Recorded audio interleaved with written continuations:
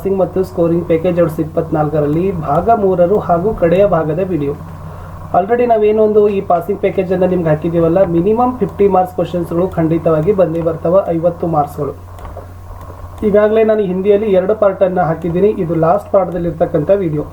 Grammar ಹಾಕಿದ್ದೀವಿ, 1 ಅಂಕ, 2 ಅಂಕ, 3 ಅಂಕ, 4 ಅಂಕದ ಪ್ರಶ್ನೆವರೆಗೂ ಕೂಡ ನಾವು ಹಾಕಿದ್ದೀವಿ. ಇವತ್ತು ನಿಮ್ಮ ಕಂಪೋಸಿಷನಲ್ಲಿ ಲಾಸ್ಟ್ ಲೆಟರ್ ರೈಟಿಂಗ್, ಎಸ್ಸೆ, ಕೆಲವೊಂದಿಷ್ಟು ಪ್ರಶ್ನೆಗಳಿದ್ದಾವೆ, ಅವುಗಳನ್ನು ಸಹಿತ ಕಡೆವರೆಗೂ ನೋಡಿ. ತುಂಬ ಮೋಸ್ಟ್ ಇಂಪಾರ್ಟೆಂಟ್ ಇದೆ. ಸೊ ಆಲ್ರೆಡಿ ಎಲ್ಲ ವಿಷಯದಲ್ಲಿ ಇದೇ ಥರ ನಾವು ಪಾಸಿಂಗ್ ಮತ್ತು ಸ್ಕೋರಿಂಗ್ ಪ್ಯಾಕೇಜ್ ವಿಡಿಯೋಗಳನ್ನು ಪೋಸ್ಟ್ ಮಾಡ್ತಾನೆ ಇದ್ದೀವಿ. ನೋಡಬೇಕಾದ್ರೆ SSLC ಆಲ್ ಸಬ್ಜೆಕ್ಟ್ ಪಾಸಿಂಗ್ ಮತ್ತು ಸ್ಕೋರಿಂಗ್ ಪ್ಯಾಕೇಜ್ 2024 ಪ್ಲೇಲಿಸ್ಟ್ ಲಿಂಕನ್ನು ಒತ್ತಿ ನೋಡಿ ಅಂತ ಹೇಳ್ತಾ, ಸೊ ಇಂದಿನ ವಿಡಿಯೋದಲ್ಲಿ ಮೊದಲಿಗೆ ನಾವು ನೋಡೋಣ ಅನುವಾದದಲ್ಲಿ ಯಾವೆಲ್ಲ ವಾಕ್ಯಗಳು ಮೋಸ್ಟ್ ಇಂಪಾರ್ಟೆಂಟ್ ಇದಾವಂತ. ಸೊ ಫಸ್ಟ್ ಅನುವಾದ ಮಾಡುವಾಗ ಗಮನಿಸಿ, ಲಿಂಗ, ವಚನ, ಕಾರಕ, ವಿರಾಮ ಚಿಹ್ನೆ, ಅರ್ಥ ಯಾವುದಿದೆ ವಾಕ್ಯದ ಅರ್ಥ ಅದನ್ನು ನೋಡಿಕೊಂಡು ಅನುವಾದ ಮಾಡಬೇಕು. ಇಲ್ಲಿ ಬಹಳ ಇಂಪಾರ್ಟೆಂಟ್ ಉದಾಹರಣೆಗಳಿದ್ದಾವೆ, ನೋಡೋಣ. ಉಸೆ हौले से उठाकर अपने कमरे में लाई, फिर रुई से रक्त पोंछकर घावों पर पेंसिलिन का मरहम लगाया, कई घंटे के उपचार के उपरांत उसके मुंह में एक बूंद पानी टपकाया जा सका. ಅದನ್ನು ನಿಧಾನವಾಗಿ ಎತ್ತಿಕೊಂಡು ನನ್ನ ಕೊಠಡಿಗೆ ತಂದೆ. ನಂತರ ಹತ್ತಿಯಿಂದ ರಕ್ತವನ್ನು ಒರೆಸಿ ಗಾಯಗಳಿಗೆ ಪೆನ್ಸಿಲಿನ ಔಷಧವನ್ನು ಹಚ್ಚಿದೆನು. ಎಷ್ಟೋ ಗಂಟೆಗಳ ಉಪಚಾರದ ನಂತರ ಅದರ ಬಾಯಿಯಲ್ಲಿ ಒಂದು ಹನಿ ನೀರು ಬಿಡಲು ಸಾಧ್ಯವಾಯಿತು. ಮುಂದಿನ ವಾಕ್ಯ ಇತ್ತು, गाजर भी पहले गरीबों के पेट भरने की चीज थी. अमीर लोग तो उसका हलवा ही खाते थे, मगर अब पता चला है कि गाजर में भी बहुत विटामिन है. ಗಜ್ಜರಿಯು ಸಹ ಮೊದಲು ಬಡವರ ಹೊಟ್ಟೆ ತುಂಬಿಸುವ ವಸ್ತುವಾಗಿತ್ತು. ಶ್ರೀಮಂತರು ಅದರ ಹಲ್ವವನ್ನಷ್ಟೇ ತಿನ್ನುತ್ತಿದ್ದರು. ಆದರೆ ಈಗ ಗಜ್ಜರಿಯಲ್ಲಿ ಬಹಳಷ್ಟು ವಿಟಮಿನ್ಗಳು ಇದೆ ಎಂದು ತಿಳಿದು ಬಂದಿದೆ. ಮುಂದಿನ ವಾಕ್ಯ, दुकानदार ने कहा, बाबूजी बड़े मज़ेदार सेब आए हैं, खास कश्मीर के, आप ले जाए, खाकर तबीयत खुश हो जाएगी. ಅಂಗಡಿಯವನು ಹೇಳಿದ, ಬಾಬೂಜಿ ತುಂಬಾ ರುಚಿಕರವಾದ ಸೇಬು ಬಂದಿವೆ, ವಿಶೇಷವಾಗಿ ಕಾಶ್ಮೀರದಿಂದ, ನೀವು ತೆಗೆದುಕೊಳ್ಳಿ, ರುಚಿ ನೋಡಿ, ಮನಸ್ಸು ಆನಂದಗೊಳ್ಳುತ್ತದೆ, ನಿಮ್ಮ ಆರೋಗ್ಯ ಉತ್ತಮವಾಗ್ತದೆ. ತಬಿಯತ್ ಖುಷ್ ಹೋ ಜಾಯೇಗಿ ಅಂದ್ರೆ ನಿಮ್ಮ ಆರೋಗ್ಯ ಉತ್ತಮವಾಗಿರ್ತದೆ ಅಂತಕ್ಕದ್ದನ್ನು ತಾವೇನು ಮಾಡ್ಬೋದಾಗಿತ್ತು, ಅದನ್ನು ಕೂಡ ಬರೆದ್ರು. It's okay. ಮುಂದಿನ ಪ್ಯಾರಾ ಇತ್ತು, बचपन में मेरे 3 अच्छे दोस्त थे, रामानंद शास्त्री, अरविंदन और शिव प्रकाश. वे तीनों ब्राह्मण परिवारों से थे. रामानंद शास्त्री तो रामेश्वरम मंदिर के सबसे बड़े पुजारी पक्षी लक्ष्मण शास्त्री का बेटा था. ಬಾಲ್ಯದಲ್ಲಿ ನನಗೆ 3 ತುಂಬ ಒಳ್ಳೆಯ ಗೆಳೆಯರು ಇದ್ದರು. ರಾಮಾನಂದ ಶಾಸ್ತ್ರಿ, ಅರವಿಂದ ಮತ್ತು ಶಿವಪ್ರಕಾಶ ಈ 3 ಬ್ರಾಹ್ಮಣ ಪರಿವಾರದವರು ಆಗಿದ್ದರು. ರಾಮಾನಂದ ಶಾಸ್ತ್ರಿಯು ರಾಮೇಶ್ವರಂ ದೇವಸ್ಥಾನದ ಹಿರಿಯ ಪೂಜಾರಿಯಾದ ಪಕ್ಷಿ ಲಕ್ಷ್ಮಣ್ ಶಾಸ್ತ್ರಿಯವರ ಮಗನಾಗಿದ್ದನು. नेक्स्ट मुंदिंदो, कर्नाटक में कन्नड़ भाषा बोली जाती है, इसकी राजधानी बेंगलुरु है, यहाँ देश विदेश के लोग आकर बस गए हैं, इसे सिलिकॉन सिटी कहा जाता है. ಕರ್ನಾಟಕದಲ್ಲಿ ಕನ್ನಡ ಭಾಷೆ ಮಾತನಾಡುತ್ತಾರೆ, ಇದರ ರಾಜಧಾನಿ ಬೆಂಗಳೂರು, ಇಲ್ಲಿ ದೇಶ ವಿದೇಶದ ಜನರು ಬಂದು ನೆಲೆಸಿದ್ದಾರೆ, ಇದನ್ನ ಸಿಲಿಕಾನ್ ಸಿಟಿ ಎನ್ನುವರು ಅಂತ ಬರಿಬೇಕು. नेक्स्ट, वचनकार बसवन्न एक क्रांतिकारी समाज सुधारक थे. अक्का महादेवी, अलम प्रभु, सर्वज्ञ जैसे वचनकारों ने अपने वचनों द्वारा प्रेम, दया और धर्म की सीख दी है. ವಚನಕಾರ ಬಸವಣ್ಣನವರು ಒಬ್ಬ ಕ್ರಾಂತಿಕಾರಿ ಸಮಾಜ ಸುಧಾರಕರಾಗಿದ್ದರು. ಅಕ್ಕ ಮಹಾದೇವಿ, ಅಲಮಪ್ರಭು, ಸರ್ವಜ್ಞರಂತ ವಚನಕಾರರು ತಮ್ಮ ವಚನಗಳಿಂದ ಪ್ರೇಮ, ದಯೆ ಮತ್ತು ಧರ್ಮದ ಶಿಕ್ಷಣವನ್ನು ನೀಡಿದ್ದಾರೆ.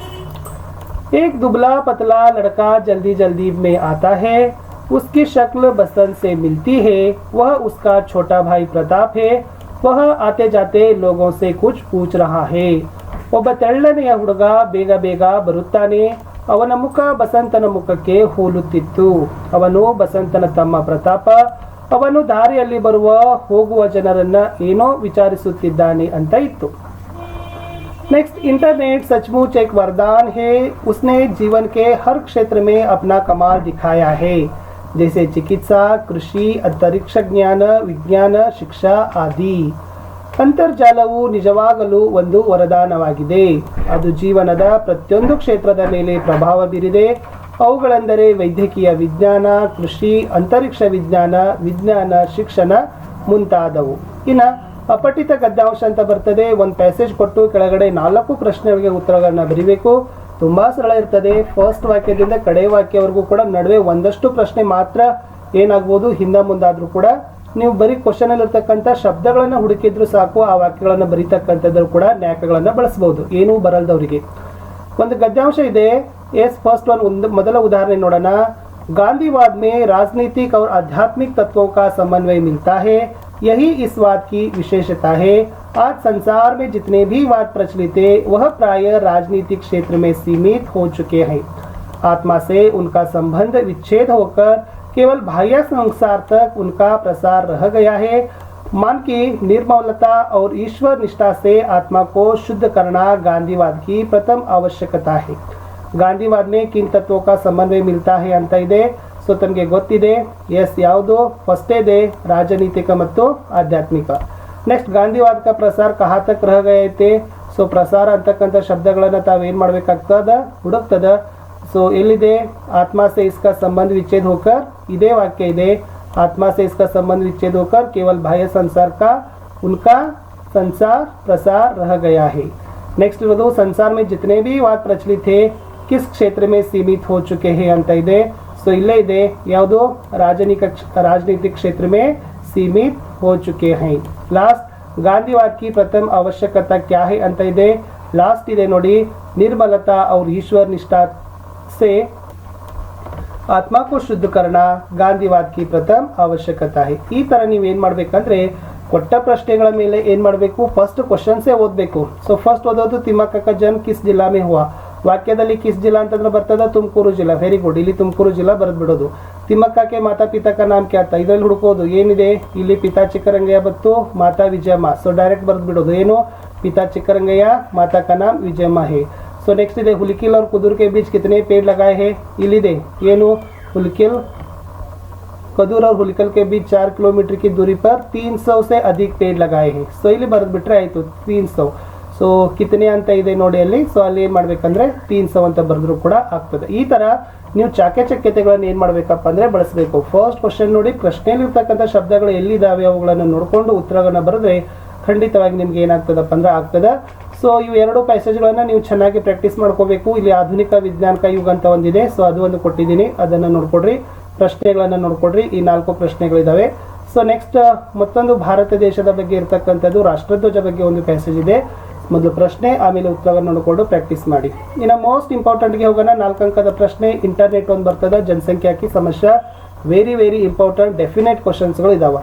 ಸೊ ಫಸ್ಟ್ ನಿಮಗೆ ಕೇಳ್ತಾರೆ, ಅವ್ರು ಏನು ಪ್ರಸ್ತಾವನಾ ಅಂತ ಕೊಟ್ಟಿರ್ತಾರೆ, ಅಥವಾ ಅರ್ಥ, ಲಾಭ, ಹಾನಿಯ, ಉಪಸಂಹಾರ, ಇವುಗಳಿಗೆ ಸಾಂಕೇತಿಕ ಬಿಂದು ಅಂತ ಕರೀತಾರೆ. ಸೊ ಇವುಗಳನ್ನು ಬರೀಲೇಬೇಕು. ಅವುಗಳನ್ನು ಬರೆದು ಏನು ಮಾಡಬೇಕು, ಸುಮಾರು 1 ಪೇಜ್ ಅಷ್ಟು ನೀವು ಏನು ಮಾಡಬೇಕಾಗ್ತದಪ್ಪ ಅಂತಂದ್ರೆ ನಿಬಂಧಗಳನ್ನು ಬರೀಬೇಕು. ಚಿಕ್ಕ ಚಿಕ್ಕ ವಾಕ್ಯಗಳಲ್ಲಿ ಬರೆದ್ರೆ ಸಾಕು. ಏನು ಕೇಳಿದ್ರೆ ಅದನ್ನ ನೀಟಾಗಿ ಪ್ರೆಸೆಂಟೇಷನ್ ಮಾಡಿದ್ರೆ ಖಂಡಿತವಾಗಿ ಅಂಕಗಳನ್ನು ಕೊಡ್ತಾರೆ.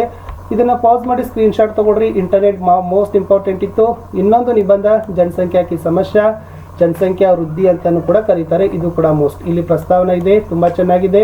ನೆಕ್ಸ್ಟ್ ಜನಸಂಖ್ಯಾ ವೃದ್ಧಿಗೆ ಕಾರಣ ಇದೆ. ಸೊ ಇದನ್ನು ಕೂಡ ಚೆನ್ನಾಗಿ ಪ್ರಾಕ್ಟೀಸ್ಗಳನ್ನು ತಾವು ಏನು ಮಾಡಬೇಕಾಗ್ತದೆ, ಮಾಡಬೇಕು. ದುಷ್ಪರಿಣಾಮ ಇದೆ, ನಿಯಂತ್ರಣಕ್ಕೆ ಉಪಕ್ರಮ ಇದೆ, ಉಪಸಂಹಾರ ಇದೆ. ಇದು ಕೂಡ 4 ಅಂಕದ ಡೆಫಿನೆಟ್ ಆಗಿರ್ತಕ್ಕಂಥ ಕ್ವಶನ್. ಇನ್ನು ಲಾಸ್ಟ್ ನಿಮಗೆ 5 ಮಾರ್ಕ್ಸ್ಗೆ ಚುಟ್ಟಿ ಪತ್ರ ಕರ್ತಾರೆ. ಅದನ್ನು ಅವಕಾಶ ಪತ್ರ ಅಂತಲೂ ಕರೀತಾರೆ. ಬರೀತಕ್ಕಂಥ ನಿಯಮಗಳಿದೆ. ಈ ಕಡೆ ದಿನಾಂಕ ಬರೀಬೇಕು. ಪ್ರೇಷಕದಲ್ಲಿ ನಿಮ್ಮ ಹೆಸರು, ತರಗತಿ, ಶಾಲೆ ಹೆಸರು ಬರೀಬೇಕು. ಸೇವಾಮೆ ವಿಶೇಷವಾಗಿ ಮುಖ್ಯಾಧ್ಯಾಪಕರಿಗೆ ಕೇಳಿರ್ತಾರೆ. ಸೊ ನೀವೇನು ಬರೀತೀರಿ, ಮುಖ್ಯಾಧ್ಯಾಪಕ, ಶಾಲೆ ಹೆಸರು, ಊರನ್ನ ಬರೀತೀರಿ. ನೆಕ್ಸ್ಟ್ ಇಲ್ಲಿ ಸೇಮ್ ಡಿಕ್ಟು ಆದರಣೀಯ ಮಹೋದಯ ಬರೀಬೇಕು. ಆಮೇಲೆ ವಿಷಯಗಳನ್ನು ಬರೀಬೇಕು.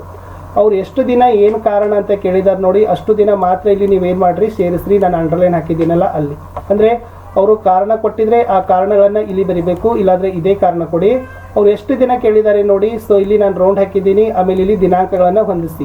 2 ದಿನ ಇತ್ತಂದರೆ 2 ದಿನದ ಹೊಂದಾಣಿಕೆ ಮಾಡಿ, 3 ದಿನ ಇದ್ದರೆ 3 ದಿನದ ಹೊಂದಾಣಿಕೆ ಮಾಡಿ, ಆ್ಯಸ್ ಇಟ್ ಈಸ್ ಬರೀರಿ. 5ಕ್ಕೆ 5 ಅಂಕಗಳನ್ನು ನಿಮಗೆ ಕೊಡ್ತಾರೆ.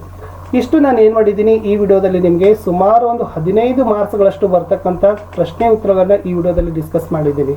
ಹಿಂದಿಯ 3 ಪಾರ್ಟಲ್ಲಿ ವಿಡಿಯೋ ನೋಡಿದರೆ ಖಂಡಿತವಾಗಿ 50ಕ್ಕಿಂತ ಹೆಚ್ಚು ಅಂಕಗಳನ್ನು ಗಳಿಸ್ತೀರಿ ಅಂತ ಹೇಳ್ತಾ, ಸೊ ಮತ್ತೆ ಸಿಗ್ತೀನಿ.